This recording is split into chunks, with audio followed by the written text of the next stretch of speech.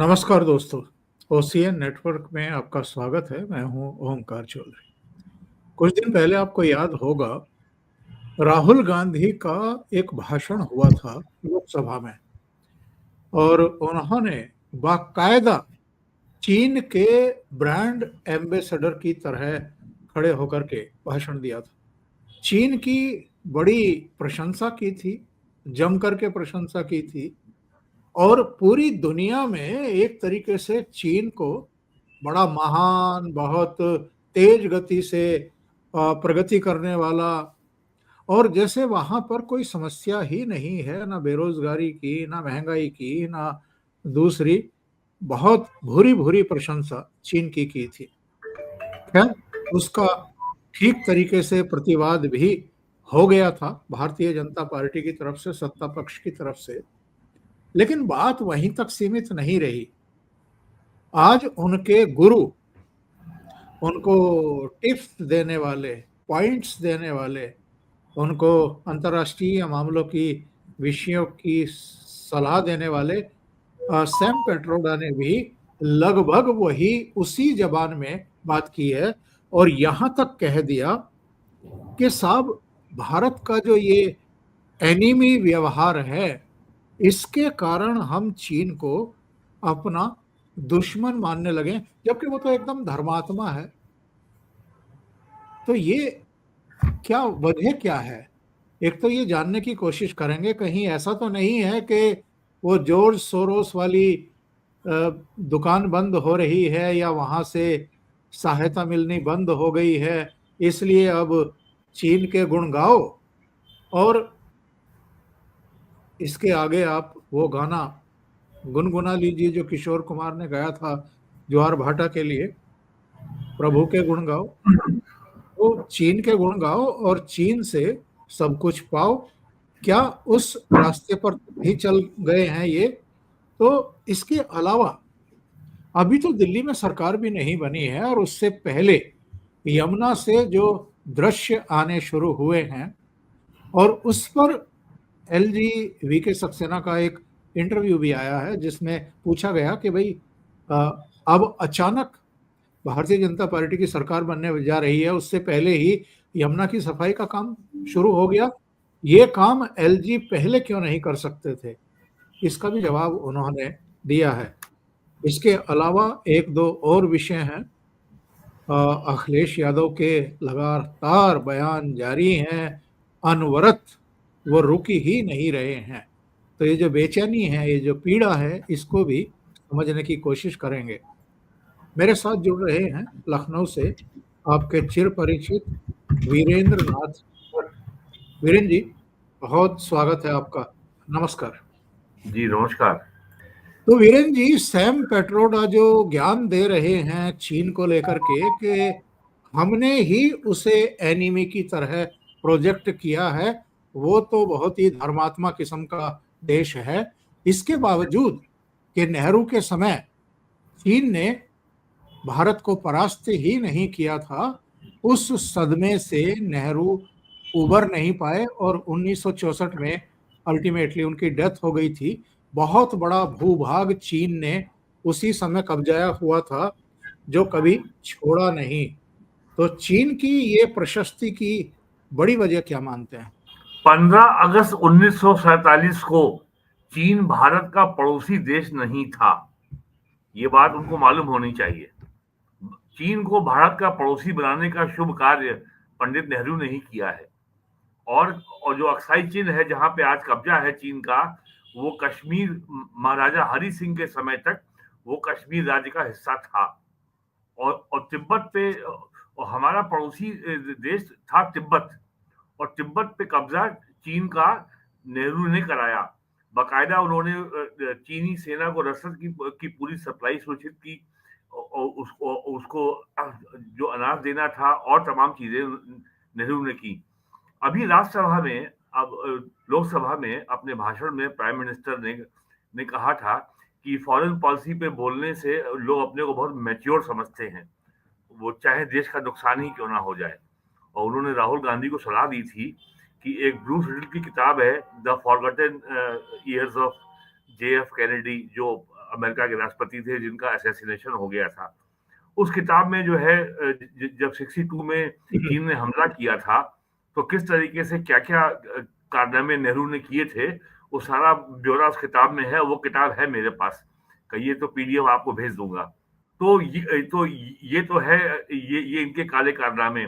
और आज कांग्रेस 2020 अप्रैल में जब चीन की सेना ने हमला गलवान वैली में घुस आई थी, अब वापस चली गई है, उसके बाद से कांग्रेस का जो इकोसिस्टम है वो हर दूसरे महीने खबर लेके आता है कि चाइना जो है भारत के क्षेत्र में गांव बसा रहा है। अरे चाइना जिस क्षेत्र में गांव बसा रहा है, वो जमीन चाइना के कब्जे में कब आई थी? 62 में आई थी, मोदी के समय नहीं आई थी। ये सारा ब्यौरा किताब में है। और एक ब्रिगेडियर दलवाई की एक बहुत मशहूर किताब है, द हिमालयन ब्लंडर, उसको पढ़ लें, सारा ब्यौरा मिल जाएगा। तो कांग्रेस का जो भारत से प्रेम है वो तो आजादी के पहले ही शुरू हो गया था। गांधी नेहरू ने देश का बंटवारा कराया, और वही काम कांग्रेस का आज भी जारी है। हम सैम पित्रोदा की बात क्यों करें? राहुल गांधी भारत में रह करके ये कहते हैं कि we are fighting Indian state. Indian state से लड़ रही है पाकिस्तान की आईएसआई, इंडियन स्टेट से लड़ रहा है लश्कर ए तैयबा, जैश ए मोहम्मद, हिजबुल मुजाहिदीन, अल-कायदा और आईएसआईएस, या आपके नक्सलवादी। तो राहुल गांधी क्या भारत के लोकसभा में लीडर अपोजिशन होकर के क्या भारत राष्ट्र राज्य से लड़ रहे हैं? क्या वो नक्सलाइट हैं? क्या वो आईएसआई के हैं? और राहुल गांधी ये भी कह चुके हैं जाके लंदन में, भारत कोई देश नहीं है, ये तो एक राज्यों का समूह है। It's a union of states. Rahul Gandhi तो भारत को देश ही नहीं मानते। और उसके बाद ये जो सैम पित्रोदा है, ये कांग्रेस के साइड टूल किट हैं जो अमेरिका में बैठे हुए हैं। जब अभी चुनाव लोकसभा का आया था तब वो बोल रहे थे इंडिया में तो लोग जो है बाहर से आके बसे हैं, तमिलियन काले हैं, ये अफ्रीका से आए हैं, ये गोरे हैं तो ये मलेशिया से आए हैं, और वो जो नॉर्थ ईस्ट वाले हैं वो सब चाइना से आए हैं, भारत कोई देश नहीं है। तो कांग्रेस ने इनको पार्टी से निकाल दिया, और जैसे ही चुनाव खत्म हुआ वो फिर से पार्टी में वापस आ गए। अब जी हाँ। अमेरिका में ट्रंप आ गए हैं, सोलार से तो जो इनकी जो अम्बिलिकल कॉर्ड थी और जो इनकी प्राण नली थी पैसा मिलने की, वो बंद हो गई है। और यूएसएड ने कहाँ किसको कितना पैसा बांटा है, ये खबरें आज और कल अखबारों में छपी हैं कि भारत में वोटर टर्नआउट कैसा रहा है, इसके स्टडी करने के लिए यूएसएड ने $22 बिलियन दिए थे। जो हर्ष मंदेर, जो सोनिया गांधी की नेशनल एडवाइजरी काउंसिल के मेंबर थे, वो जो है जॉर्ज सोरोस के जो संस्था है ओपन सोसाइटी फाउंडेशन, वो उसके इंडिया चैप्टर के वो अध्यक्ष हैं, उनको कितना पैसा मिला था। तो ये सारी बातें अब सामने आ रही हैं। तो अब कैसे जो है मामले को कैसे घुमाया जाए और कैसे आरोपों से बचा जाए, कैसे जवाबदेही से बचा जाए।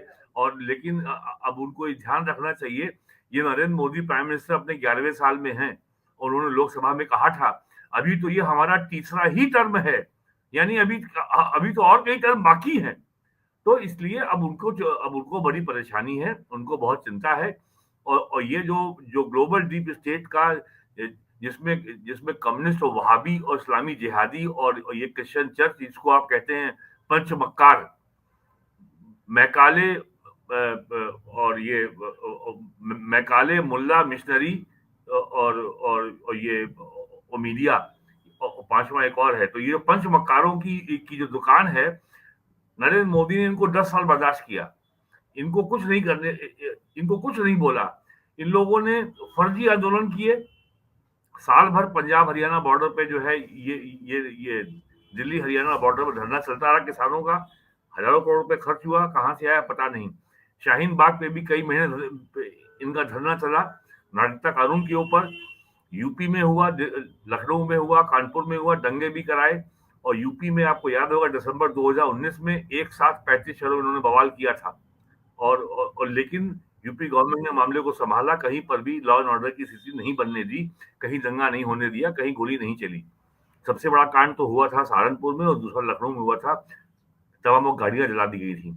तो अब ये जो है, अब ये जो इकोसिस्टम है, अब इसके सामने डोनाल्ड ट्रंप के आने के बाद अस्तित्व का संकट खड़ा हो गया है। अब ये कैसे इसका आने वाले दिन में कैसे चलेगा? और जो इनको, हाँ, इस डीप स्टेट ने और अमेरिकी पैसे ने एक काम तो कर दिया कि बीजेपी की सीटें कम करा दी और उसको अपने दम पर बहुमत लेने से रोक दिया। 240 पे वो रुक गए। लेकिन वो जो वर्डिक्ट था, वो जो मैंडेट था, जो चुनाव परिणाम था, उसके ऊपर विदेशी हस्तक्षेप का कितना असर है, इससे स्पष्ट हो गया कि भारतीय जनता पार्टी को 3 महीने बाद हरियाणा में 8 अक्टूबर को स्पष्ट बहुमत मिला। और लोगों को जी। और पार्टी को ये भी याद दिलाना चाहूंगा कि 2014 में 2019 में बीजेपी को इतनी सफलता नहीं मिलती हरियाणा में जो 2024 में मिली।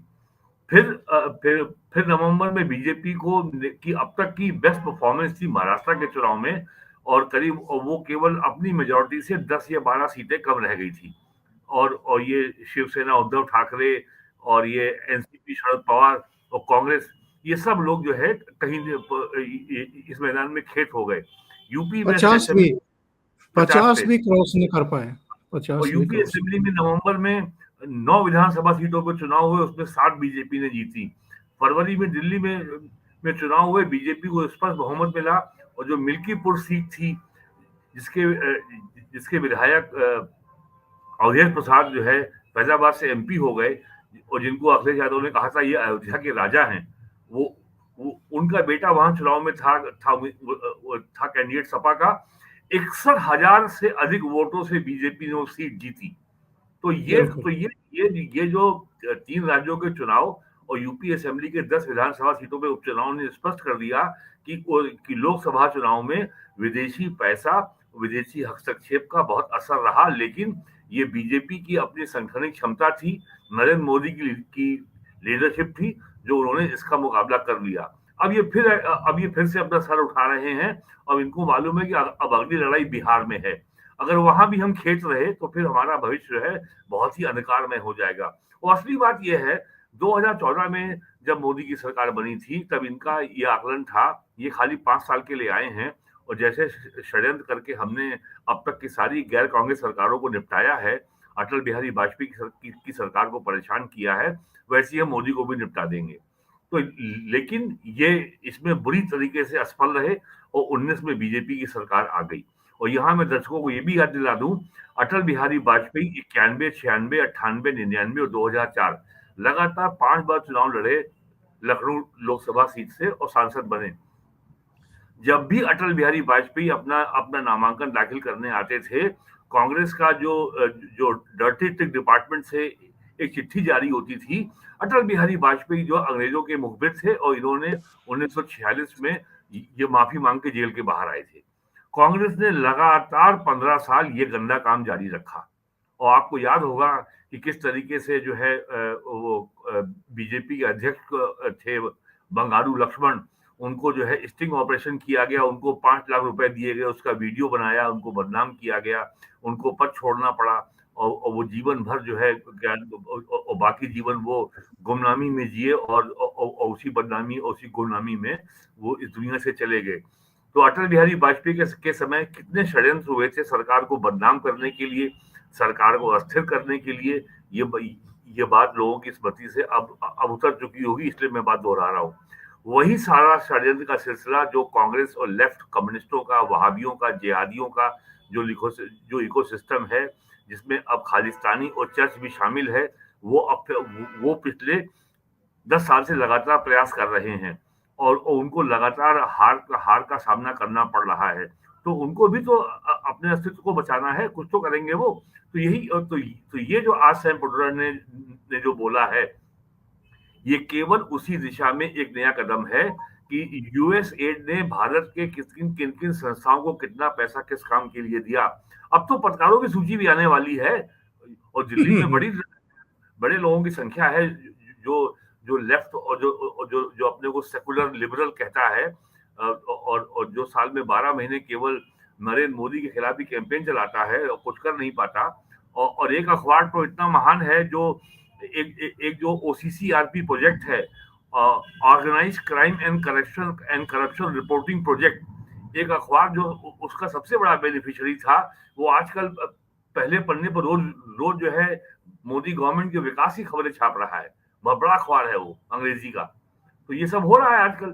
तो इसलिए अभी देखिए, अभी ये तो अभी इब्तिदा है, अभी तो शुरुआत है। देखिए अभी आगे आगे होता है क्या। बड़े बड़े बड़े मामले खुलेंगे। और अभी तो जो है पार्लियामेंट इस समय रिसेस में है, एडजर्न चल रही है। 10 मार्च से पार्लियामेंट फिर आएगी।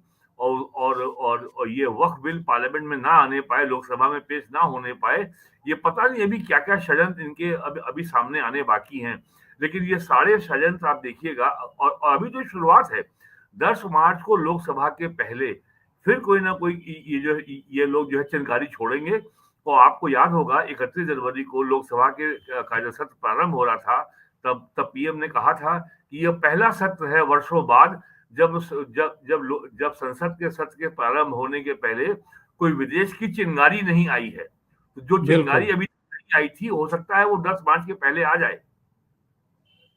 जी। अच्छा, एक विजुअल्स आए हैं यमुना के साफ सफाई होते हुए, और ये मशीनें लगी हुई हैं, कई जगह लगी हैं, और यमुना की गंदगी साफ की जा रही है। कई लोगों के दिलों पर सांप लौट रहे हैं और उन्होंने कुछ ट्वीट भी किए हैं, उस पर भी आता हूं। लेकिन करीब 10 साल मुख्यमंत्री रहे अरविंद केजरीवाल, और ज्यादा रहे। आतिशी भी रही। हाँ। यमुना साफ होते हुए हमने तो नहीं देखी, और इनको अभी बहुमत मिले, अभी सरकार भी नहीं बनी है, बहुमत मिले करीब करीब एक हफ्ता हुआ है और यमुना जी की सफाई शुरू हो चुकी है। यमुना जी की आरती भी शुरू हो चुकी है।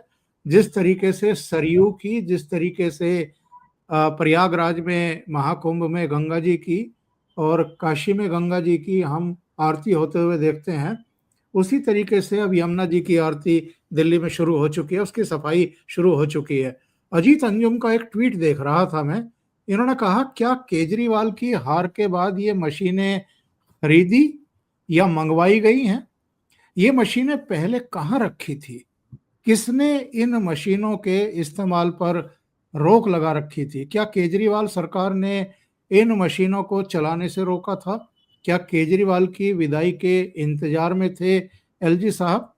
विस्तार से अगर ये सब बताएं तो लोगों को पता चले। वैसे आपकी टिप्पणी लेने से पहले मैं एलजी साहब का भी इनको जो जवाब है वो सुनवा देता हूं, ताकि दर्शकों को भी पता लगे कि ये जो सवाल खड़े कर रहे हैं इसका कोई मतलब ही नहीं है। ये बेसिर पैर की सवाल खड़े कर रहे हैं। इनका इनका कहना ये था, एलजी साहब का, सुन लेते हैं। उसे लगातार मिलते थे।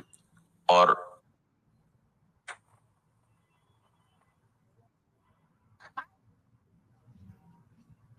जी, 1 मिनट, वो गायब हुआ।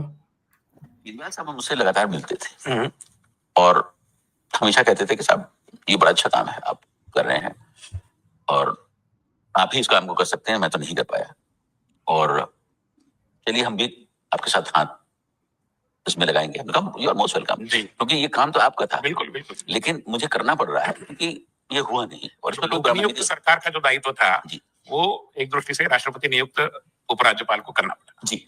और कम से कम 10 बार जब हमारी उनसे मुलाकात हुई तब उन्होंने हमेशा अप्रिशिएट इस बात के लिए किया कि आप बहुत अच्छा काम कर रहे हैं, बहुत अच्छा कर रहे हैं। और फिर मैंने उनको एक बार इन्वाइट किया कि आप नजफगढ़ ड्रेन आकर देखिए। तो सबसे जो ताज्जुब की बात है कि एक मुख्यमंत्री जो लगभग 8-9 साल से स्टेट का मुख्यमंत्री है, उसको इस बात की जानकारी नहीं थी कि दिल्ली के अंदर 57 किलोमीटर का कोई नजफगढ़ ड्रेन जैसी भी चीज है। अच्छा, जानकारी तक नहीं, कोई जानकारी नहीं थी, अज्ञान था बिल्कुल। और मैं उसके पहले मैं कम से कम 5-6 बार विजिट कर चुका था, फिर उन्होंने मेरे साथ उसका विजिट किया और तब देखा कि इसकी क्या हालत है।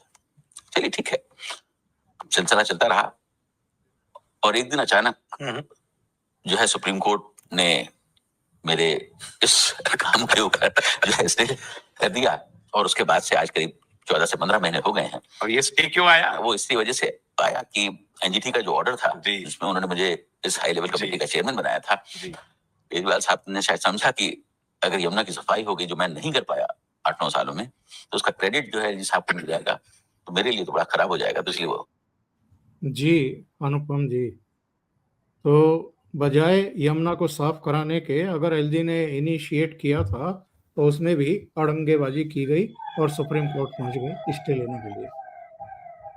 देखिए, मूल बात ये है कि चीफ मिनिस्टर होता है एग्जीक्यूटिव हेड, सरकार का मुखिया वो होता है, सरकार के सारे निर्णय वो करता है। और ठीक है, दिल्ली के पास फुल स्टेटहुड नहीं है, लेकिन यमुना इतना बड़ा इशू था। अरविंद केजरीवाल जो के लिए ये बहुत बड़ा एक अपना पोल प्लैंक था। इस मुद्दे पर वो एलजी साहब से लड़ सकते थे। उन्होंने दर्जनों बार उन्होंने लगातार एलजी के खिलाफ अभियान चलाया है, और उन्होंने कभी भाषा की मर्यादा का भी कभी ख्याल नहीं रखा। यहाँ तक कि आपको याद होगा, एक बार ये 3-4 नेता इनके और वो एलजी के बंगले में जाके बाहर विजिटर रूम में रात भर लेटे रहे थे, सोफे पे लोग। तो क्या कभी कभी एलजी कभी यमुना की सफाई को लेकर के क्या कभी इन्होंने एलजी के बारे में कोई बयान दिया? और जितना ये जो आपका वामपंथी और ये जिहादी जो इकोसिस्टम है, इसका ये अपना काम करने जो इसका पॉलिटिकल मॉडल है, जहां कहीं मामले में आपकी जवाबदेही आए, कभी ऐसी स्थिति पैदा हो कि आपको जवाबदेह बनना पड़े, आपको जवाब देना पड़े, तो हर मामले में विवाद खड़ा कर दो। जैसे अजीत अंजुम जो है, ये उन्होंने सवाल खूब सारे पूछ लिए एलजी से। क्या कभी अजीत अंजुम ने कभी केजरीवाल से भी पूछा था कि भाई साहब, आपका ये वादा था कि हम यमुना साफ करेंगे, आपने क्या काम किया? और उल्टे आपने चुनाव के समय कहा कि हरियाणा में जहर मिलाया गया, और आपके खिलाफ मुकदमा हो गया है हरियाणा में सोनीपत कोर्ट में, या ये किसी अन्य जिले में, तो आज आप वहां पेश नहीं हो रहे हैं। और ये कितना गैर जिम्मे, और इनको ये लगता है, जो इनका पॉलिटिकल मॉडल है, आम आदमी पार्टी एएपी है, इसका नाम ही है अब्यूजिंग एंड एक्यूजिंग पार्टी। गाली दो, आरोप लगाओ, और शूट एंड स्कूट, भाग जाओ आरोप लगा करके। और याद करिए, 14 में ये बोलते थे सोनिया गांधी को हरा दो, और नरेंद्र मोदी को हरा दो, लालू यादव को हरा दो, शरद पवार को हरा दो, मुलायम सिंह को हरा दो, ये देश में रामराज आ जाएगा और करप्शन दूर हो जाएगा। और ये सबको गाली बकते थे। इन्होंने उस समय, आपको याद होगा, दिल्ली के जो एंटी करप्शन ब्यूरो के में इन्होंने मुकेश अंबानी के खिलाफ भी इन्होंने एफआईआर करा दी थी। ये सब इन्होंने किया है। तो ये लगातार एक ना एक सनसनीखेज बातें करते रहना, लगातार जो है ये आरोप लगा करके, और नैरेटिव का कंट्रोल अपने हाथ में रखना, अखबारों को और टीवी चैनलों को मोटा विज्ञापन देना, ताकि उनकी हर खबर, उनकी हर आरोप, उनकी हर प्रेस कॉन्फ्रेंस प्रमुखता से चले। यही मॉडल रहा है अरविंद केजरीवाल का। अब आज उनके पास जवाब नहीं है कि क्या उनको एलजी ने यमुना की सफाई का कार्यक्रम को लागू करने से क्या रोका था? अगर ये मशीन पहले से मौजूद थी, तो क्या एलजी ने रोका था कि इन मशीनों को लगा करके यमुना में जो भी मलबा इकट्ठा है, या जो भी जलकुंभी इकट्ठा हो गई है, उसको बाहर ना निकाला जाए? अरविंद केजरीवाल खाली इतना बता दें, उन्होंने पिछले 10 साल में केंद्र सरकार के पर्यावरण मंत्रालय से, वन मंत्रालय से, या गृह मंत्रालय से, या वाटर रिसोर्स मंत्रालय से क्या कभी कोई सहायता मांगी? क्या कभी उन्होंने केंद्र सरकार से कभी इसके लिए कोई पैसे की मांग करी? कभी किसी टेक्नोलॉजिकल हेल्प की मांग करी? क्या कभी उन्होंने किसी एक्सपर्ट्स की मांग करी? सिंगापुर में मेयर्स की कॉन्फ्रेंस में तो अरविंद केजरीवाल जा सकते हैं। मेयर आप रहे और जा रहे हैं मेयर कॉन्फ्रेंस में, केंद्र सरकार ने रोक दिया, तो फिर आपने आरोपों की ढेर लगा दी केंद्र सरकार के खिलाफ।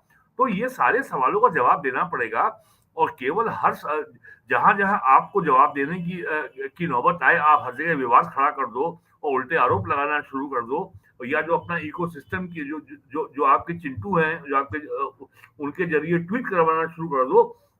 अब इससे काम नहीं चलने वाला है। उनको जवाब देना पड़ेगा कि भाई, आखिरकार ये जो काम आज हो रहा है, वो आपके कार्यकाल में क्यों नहीं हुआ? आप इसका जवाब दीजिए।